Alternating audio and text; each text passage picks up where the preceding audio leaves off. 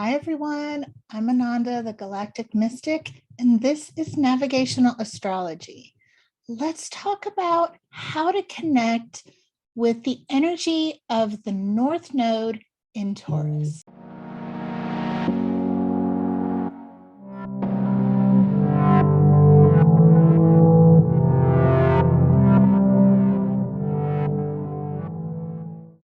Big hugs to my subscriber family. Thank you so much for joining me. If you are new to this channel, warm welcome. I hope you enjoy your stay. Consider joining us if you like this content and this type of information.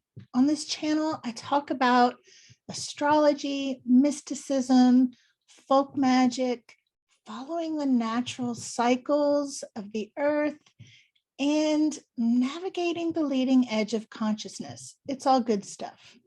So let's talk about 6 really yummy ways that we can connect with the North Node in Taurus. And these are ways specifically tailored to help us restore and maintain our sanity, which will be increasingly more important through this next cycle. The moon's nodes will be shifting gears. They will be moving out of Sagittarius and Gemini and into Scorpio and Taurus. Because the North Node, which is sometimes referred to as Rahu, and the South Node, which is sometimes referred to as Ketu, they're related to the moon. So their effect on us is they affect our moods, our instincts, and our general internal worlds.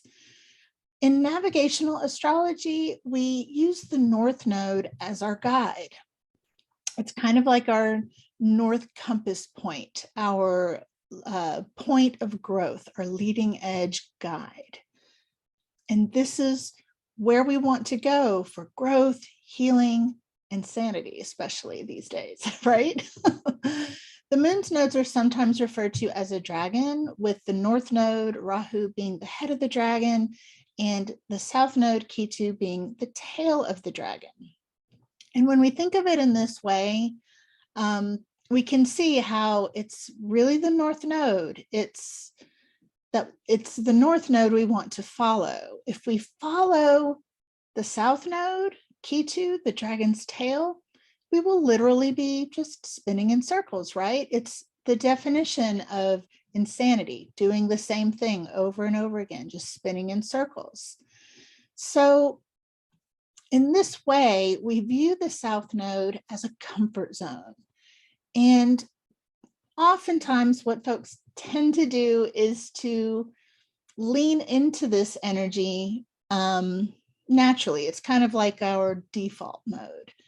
And a lot of times it embodies kind of the dumpster fire energies of the sign that it's in. And we can see this retrospectively if we look at the past 18 months through the lens of the Sagittarius South Node dumpster fire energy. You know how people have been super righteous about knowing what's true and thinking they've got everything figured out and thinking they're better than other people who have different ideas about things. This is the South Node in action on a global level. So here we are, it's January 2022, at least when I'm recording this. And on January 19th, 2022, the South Node will move into Scorpio, the North Node will move into Taurus, and they will stay in these signs until July 2023. So I'm not even going to go into the dumpster fire of Scorpio energy because that's the stuff of nightmares. And I think we all kind of already know about that. Every sign has a dumpster fire aspect. And it's not about rejecting this, but it is about being aware of it. So let's turn our eyes toward toward Taurus, our guide. And let's talk about some simple ways that we can connect with this energy and incorporate it into our lives in order to just marinate in yummy sanity. Number one, declutter your space. On a surface level, Taurus rules over our stuff. This is our money, our possessions, our things. And in particular, the time frame between January 19th, 2022 and Valentine's Day, 2022, it's a perfect time to do some decluttering. Taurus rules over our values. And the idea of letting go of what we don't love or use regularly is a really powerful abundance mindset practice. This opens us up and leaves room for more things that we do love to come into our lives, for more abundance and more things that we really value. Other things that we could do would be to look at all of those little subscriptions and recurring payments that we have that maybe we don't use anymore. Financial decluttering is just as important. One thing you can do is check out flylady.net and do her 27 fling boogie. So this is a process where you get a trash bag, you get a bag for donation, and you quickly, without too much thought, go through your house and pick 27 things to either toss or donate. And she talks about when she was first going through the decluttering process, she would do that 3 times a day. I could probably do that 3 times a day for a while and still have things to declutter. But honestly, she has a whole method for decluttering and organizing, and it's really great. I love it. Check her out. I'll put her link in the description box. Number 2, grow some food. So Taurus is a grounded, fixed earth sign and likes to be self-sufficient. Spending time outside in nature is always important, but it would be particularly nice to grow something you love to eat or something you use in your kitchen, like a fresh herb that you really like.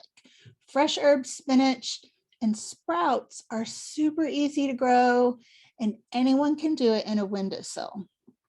In order to grow your own sprouts for salads and sandwiches and stuff, you literally only need alfalfa sprouts, a mason jar, a tiny square cheesecloth, and a window. Now, I have a funny story about sprouts.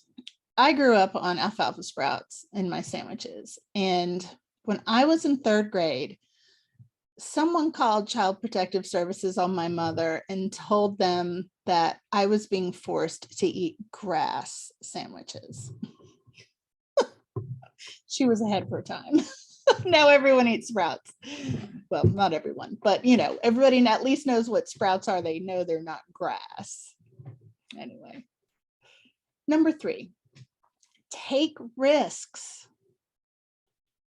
Taurus and Scorpio together form the axis of power in navigational astrology. Scorpio being the power that involves other people, and Taurus being the power that we have ourselves, our own power. So when we take well thought out risks, we subconsciously tell ourselves that we believe in ourselves. And even if we fail, we know that we've got our own back. It's not the end of the world. We believe in our ability to overcome and persevere. Number 4, no drama. Taurus is not about drama. This cycle will no doubt be chock full of mega drama out in the world. So making a personal vow to not create or engage with any unnecessary drama will go a long way toward boosting our sanity and our peace of mind. And there's something really powerful about stopping ourselves, like right when we're in the process of like poking the bear, or like reading the comment section. You know what I mean? There's something really cool about noticing and saying, you know, nope, I'm not going to do that. I've made a no drama vow to myself, and I'm not going to engage with drama or add any extra drama into the world. Number 5, feed the senses and soothe the mind. Experiencing life through the senses is a very Taurus thing. This connects us more to our bodies, being present and mindful in this now moment. And we can do this by watching less TV, listening to more music, fewer talks and more walks and hugs, making baths a home spa experience with candles, essential oils, and music, giving and receiving massages, even if it's just like a foot rub or a shoulder rub, eating super yummy food. All of these things are on the Taurus menu. Anything that delights your senses. Burn more incense, light more candles, make things more inviting to all of your senses. Number 6, follow the natural cycles. For everything, there is a season, right? And part of connecting more to the earth involves following the natural cycles. Now, those people, myself included, who follow a more earth-based spiritual path may already be working with these natural cycles. And what I'm talking about here is the wheel of the year. This includes the solstices, the equinoxes, but it actually has 8 spokes, so to speak, on the wheel.